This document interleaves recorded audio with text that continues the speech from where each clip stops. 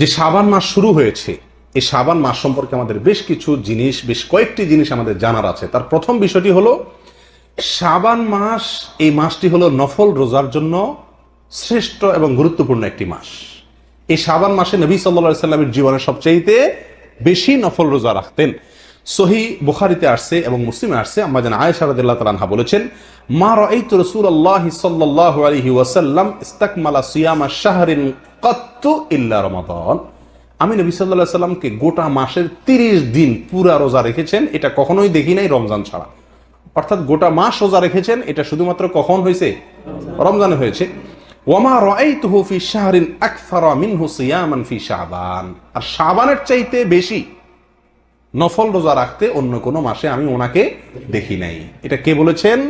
নবী সাল্লাল্লাহু আলাইহি সাল্লামের সহধর্মিণী, তার স্ত্রী, কাছে থেকে যিনি দেখেছেন, সে আয়েশা রাদিয়াল্লাহু তাআলা আনহা। প্রিয় ভাইয়েরা, এই হাদিস থেকে বোঝা গেল শাবান মাসে একজন মুমিনের জন্য নবী সাল্লাল্লাহু আলাইহি সাল্লামের আদর্শ, নবী সাল্লাল্লাহু আলাইহি সাল্লামের সুন্নাহ হলো বেশি বেশি কি করা? রোজা রাখা। বেশি তো দূরের কথা, আমাদের সমাজের বেশিরভাগ লোকদের অবস্থা হলো যে আমরা শাবান মাস উপলক্ষে 2-5টা রোজা রাখাও আমাদের তৌফিকে হয় না। ঠিক না ঠিক? বেশিরভাগ লোককে আপনি খোঁজ খবর নিয়ে দেখেন যে আমরা শাবান উপলক্ষে যে আমলটি নবী সাল্লাল্লাহু আলাইহি সাল্লাম এই মাসে সবচেয়ে বেশি করেছেন, সেটা বেশি তো দূরের কথা, কমটুকুও আমরা অনেক সময় করার সুযোগ পাই না। আল্লাহ তাআলা আমাদেরকে সংশোধনের তৌফিক দান করেন। প্রিয় ভাইয়েরা,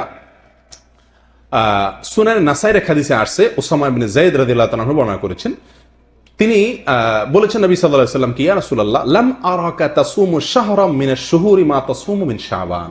আপনাকে শাবান মাসে যত রোজা রাখতে দেখি, অন্য কোন মাসে এত রোজা রাখতে দেখি না, মানে নফল রোজা রমজান বাদে অন্য কোন মাসে এত রোজা রাখতে দেখি না। এর কারণটা কি? রহস্যটা কি? কেন আপনি শাবানে এত বেশি রোজা রাখেন? ক্বাল, নবী সাল্লাল্লাহু আলাইহি ওয়াসাল্লাম বললেন, যালিকা শাহরুন ইয়াগফুলুন নাসু আনহু বাইনা রাজাব ওয়া রমাদান ওয়া হুয়া শাহরুন তুরফা ফীহি আল আমাল ইলা রাব্বিল আলামিন ফাউহিব্বু আন ইউরফা আমালি ওয়া আনা সাইম। নবী সাল্লাল্লাহু আলাইহি ওয়াসাল্লাম দুটি কারণ উল্লেখ করেছেন। শাবান মাসে বেশি বেশি নফল সিয়াম রাখার কয়টি কারণ উল্লেখ করা হয়েছে? দুটি কারণ উল্লেখ করা হয়েছে।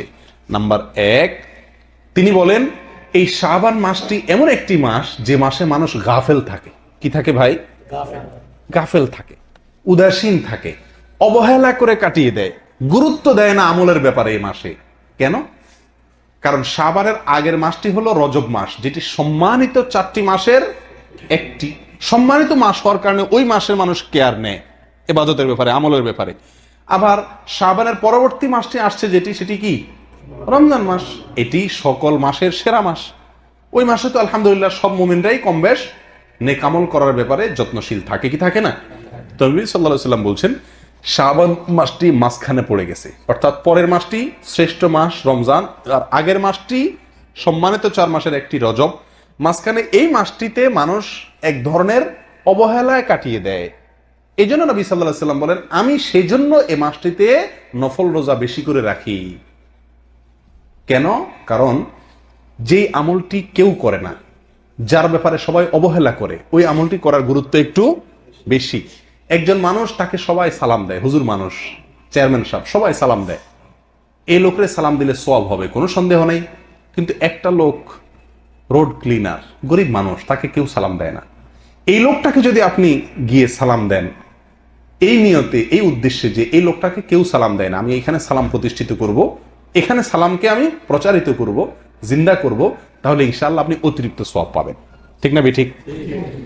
একটা লোক তাকে সবাই দান করতেছে, তার অনেক হয়ে গেছে আলহামদুলিল্লাহ, আরেকজন তাকে কেউ দিচ্ছে না, আপনি খোঁজ নিয়ে সেই লোকটাকে দিলেন, সওয়াব বেশি হবে না? ঠিক তেমনি ভাবে রজবে রমজানে সবাই নেক আমল করে আলহামদুলিল্লাহ, সেই দিক থেকে ওইগুলা শ্রেষ্ঠ সম্মানিত মর্যাদাপূর্ণ মাস, সেটা ভিন্ন জিনিস, তার ওগুলোর সাথে কোনো তুলনা নাই।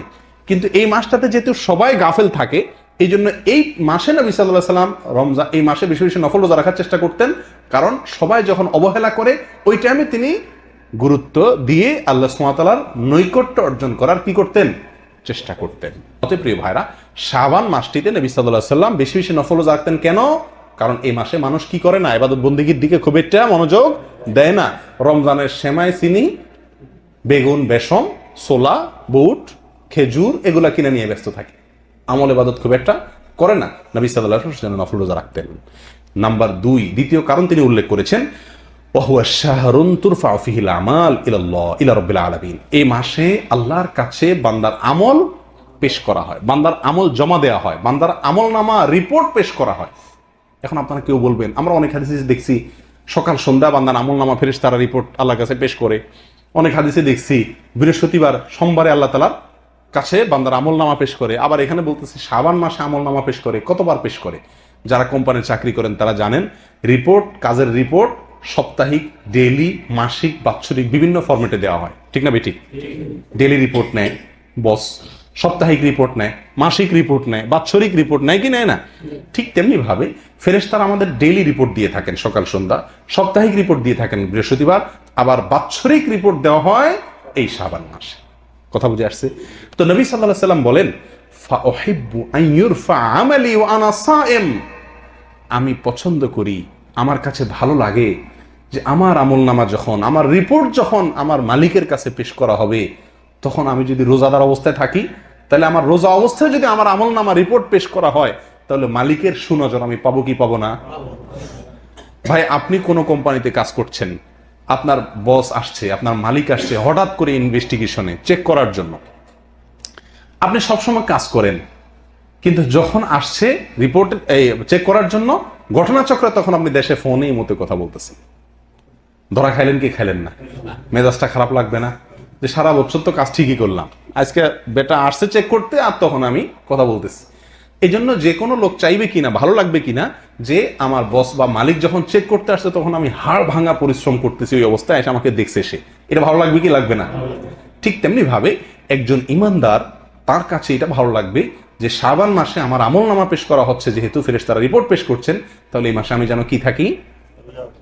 রোজা রাখি। নবী সাল্লাল্লাহু আলাইহি ওয়াসাল্লাম সেজন্য এই মাসে কি রাখতেন? বেশি বেশি নফল রোজা রাখতেন। তাহলে ভাইরা, নফল রোজা শাবান মাসে বেশি বেশি রাখার চেষ্টা করবো তো ইনশাআল্লাহ। বেশি বেশি রাখতে যদি না পারেন, কাজের চাপ থাকে, প্রিয় ভাইরা, অন্তত শনিবার তো ডিউটি নেই, শনিবার একটা করে রোজা রাখেন, চেষ্টা করলে সম্ভব কিনা? আল্লাহ সুবহানাহু ওয়া তাআলা আমাদের সকলকে আমলটি করার তৌফিক দান করেন।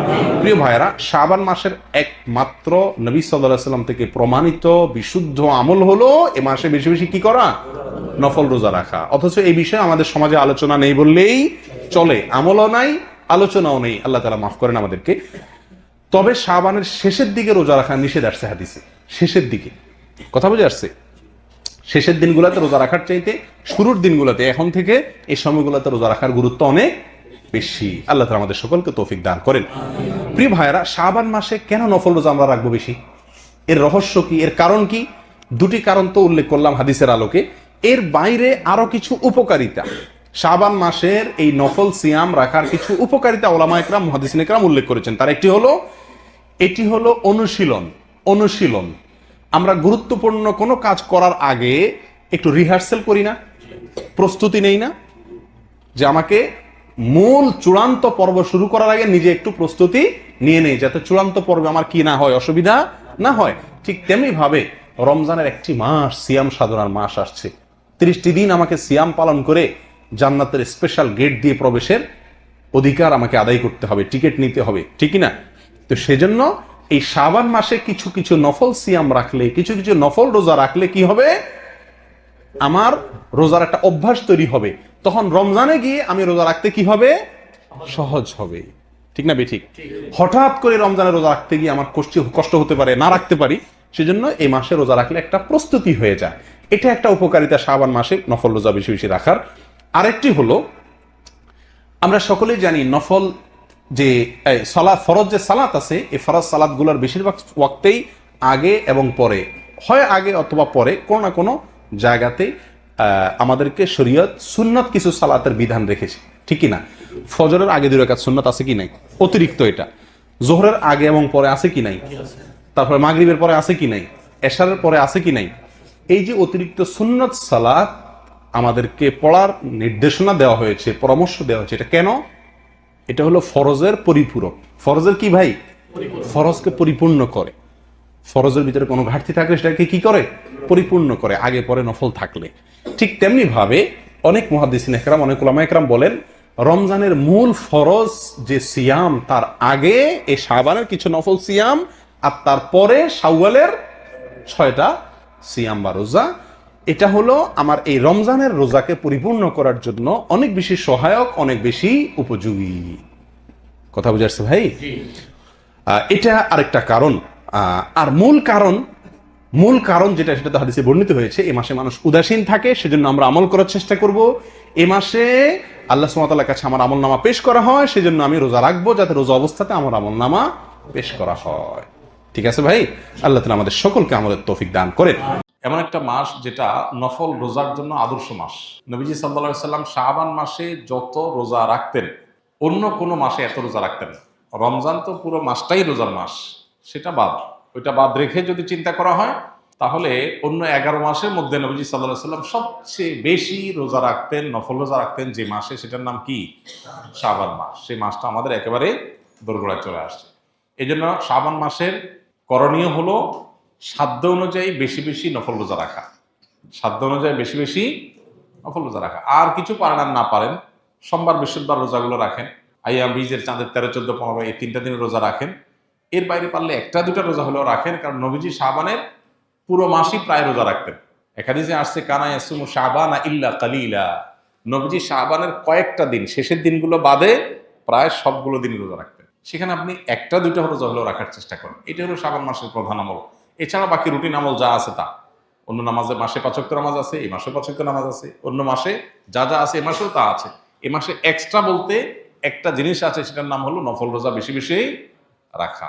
এছাড়া লাইলাতুন নিসফি মিন শাবান বা মধ্য শাবান রজনের ফজিলত, সেটাও কিছুটা সাব্যস্ত আছে। যতটুকু সাব্যস্ত আছে ততটুকু এটার গুরুত্ব আরোপ আমরা করবই, কিন্তু এর বাইরে পুরো মাস ব্যাপী করার জিনিস একটাই, সেটা হলো নফল রোজা। আল্লাহ আমাদেরকে আমলের তৌফিক দান করুন। কোন এক বড় বক্তা বলেছেন, স্বামী স্ত্রী গোসল ফরজ হলে তারা নাপাক নয়, ইমানদার নাকি নাপাক হয় না।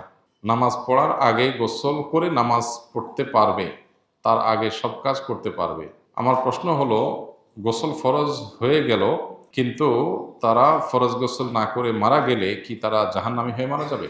না, জাহান্নামী হওয়া তো সহজ বিষয় না, বা এরকম ঠুনকো বিষয় বা একটা অযৌক্তিক কারণে আল্লাহ তাআলা কোনো মানুষকে জাহান্নাম দিবেন না। কারো গোসল ফরজ হয়েছে, স্বামী স্ত্রী গোসল ফরজ হয়েছে, কারো স্বপ্নদোষ হয়েছে গোসল ফরজ হয়েছে, যে কোনোভাবে গোসল ফরজ হয়েছে। গোসল ফরজ হওয়ার পর পরবর্তী যে নামাজ আছে তার আগে আগে গোসল করা তার জন্য ফরজ, কারণ তাকে নামাজ পড়তে হবে। যদি সে পরবর্তী নামাজ আসার আগে আগে সে গোসল করার নিয়ত ছিল, বাট তার আগে তার মৃত্যু এসে যায়, তার কোনো দায় আল্লাহর কাছে নাই, কারণ সে কোনো অন্যায় করে না। ফরজ গোসল অবস্থায় মারা গেলে তার জন্য কোনো গুনাহ হবে না, তার গোসল তো দেওয়া হবেই।